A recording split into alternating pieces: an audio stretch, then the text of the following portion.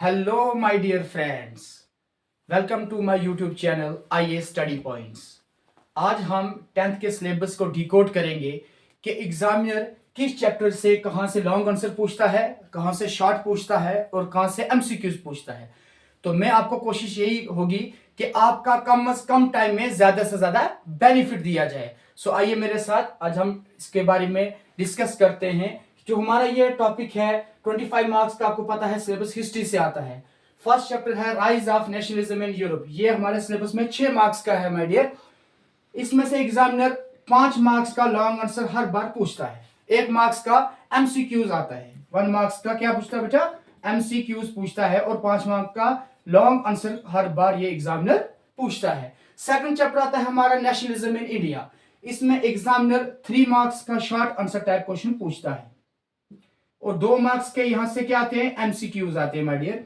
So next आता है हमारे the making of global world and age of industrialization. ये आपको पता है सिलेबस में 6 मार्क्स का है, तो यहां से 3-3 मार्क्स के 2 क्वेश्चन शॉर्ट आंसर टाइप पूछे जाते हैं।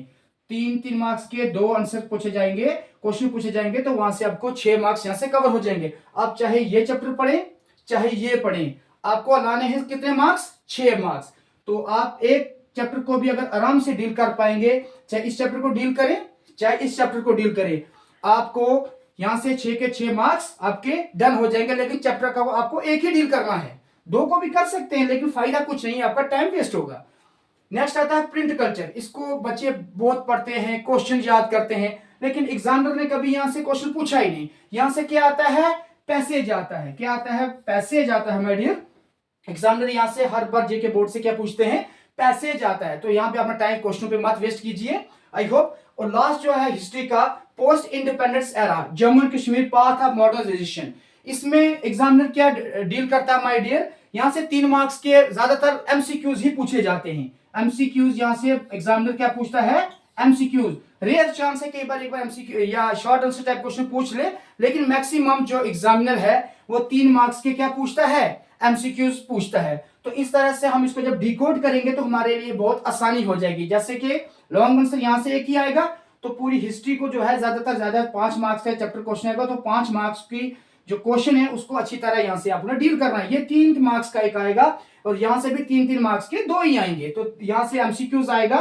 तो आप इसे क्वेश्चन को भी छोड़ सकते हैं, लेकिन रेयर चांस है, लेकिन मैक्सिमम आपको देखने को मिलेगा एमसीक्यू से ही यहां से आते हैं। और यहां तो क्वेश्चन को टच करने की भी जरूरत नहीं है, क्योंकि यहां से एग्जामिनर हमेशा क्या पूछता है? 5 मार्क्स का पैसेज पूछता है। नेक्स्ट आते हैं हमारे सेकंड कंपोनेंट पे, सिविक्स, जो एग्जाम सिलेबस में कितने मार्क्स का है डियर?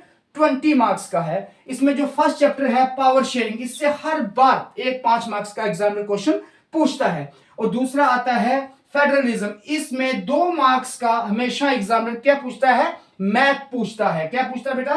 मैथ पूछता है। और 3 मार्क्स के यहां से क्या आते हैं? शॉर्ट आंसर टाइप क्वेश्चन पूछे जाते हैं। तो इसमें अगर आप 5 मार्क्स का आपको ये पता चल गया है, तो एग्जामिनर 5 मार्क्स का जो चैप्टर है, तो इससे आप क्या करेंगे माय डियर? एमसीक्यूज में अपना टाइम वेस्ट मत कीजिए, क्योंकि एग्जामिनर 5 मार्क्स का क्वेश्चन पूछेगा, तो इसमें आप अपना एमसीक्यूज पे टाइम वेस्ट मत कीजिए, क्योंकि 5 मार्क्स का क्वेश्चन ही आता है लॉन्ग आंसर टाइप में। सो नेक्स्ट जो है थर्ड चैप्टर है हमारा जेंडर, रिलीजियस एंड कास्ट। यहां से एग्जामिनर 3 मार्क्स का क्या पूछता है? हमेशा शॉर्ट आंसर टाइप क्वेश्चन पूछता है। और नेक्स्ट जो है हमारा है पॉलिटिकल पार्टी चैप्टर। इसमें से भी एग्जामिनर 3 मार्क्स का शॉर्ट आंसर टाइप क्वेश्चन पूछता है। सो आउटकम्स ऑफ डेमोक्रेसी है ये चैप्टर। पूरे इसमें क्वेश्चन भी है, लेकिन बच्चों को क्वेश्चन याद नहीं करने। क्यों? एग्जामिनर जो है ये चैप्टर ही 2 मार्क्स का है, तो अगर हम 2 क्वेश्चन को करें, क्वेश्चन जो आता है 3 मार्क्स का है, सो डेफिनेटली आप समझ गए होंगे कि चैप्टर 2 मार्क्स का है तो क्वेश्चन 3 मार्क्स का कैसे आएगा? ये तो इम्पॉसिबल है। सो आपने क्या करना है? इसमें सिर्फ 2 मार्क्स का एमसीक्यूज को ही डील करना है, क्वेश्चन पे अपना टाइम वेस्ट नहीं करना है। सो इससे 2 मार्क्स के क्या आते हैं? एग्जामिनर हमेशा क्या पूछता है? क्या? सब शाबाश, समझ आ गई होगी आपको। क्या है? एमसीक्यूज आते हैं, तो क्वेश्चन को यहां पे डील करने की जरूरत नहीं है माय डियर। सो नेक्स्ट है अमेंडेड, जो आता है 2 मार्क्स का आता है जम्मू कश्मीर रीऑर्गेनाइजेशन एक्ट। जो है यहां से हमेशा एग्जाम में 2 मार्क्स के क्या पूछते हैं? एमसीक्यूज पूछते हैं। अडेंडम जो चैप्टर है ये हमारे जम्मू कश्मीर की हिस्ट्री से जुड़ा हुआ है, जो रीऑर्गेनाइजेशन एक्ट आया था 2019 में, उसके बारे में है। तो यहाँ पे एमसीक्यूज को ही डील किया जाएगा। तो यहाँ पे वैसे क्वेश्चन तो ऐसे भी नहीं, लेकिन इसको आप डिटेल में पढ़ेंगे तो आपके 2 मार्क्स क्लियर हो जाएंगे। आई होप आपको, मुझे लगता है बहुत कुछ सीखने को मिला होगा। अगर आपको कुछ ये मेरा कंटेंट जो है ये यूजफुल लगा है तो मेरे चैनल को लाइक कीजिए, सब्सक्राइब कीजिए और शेयर कीजिए। Thank you very much.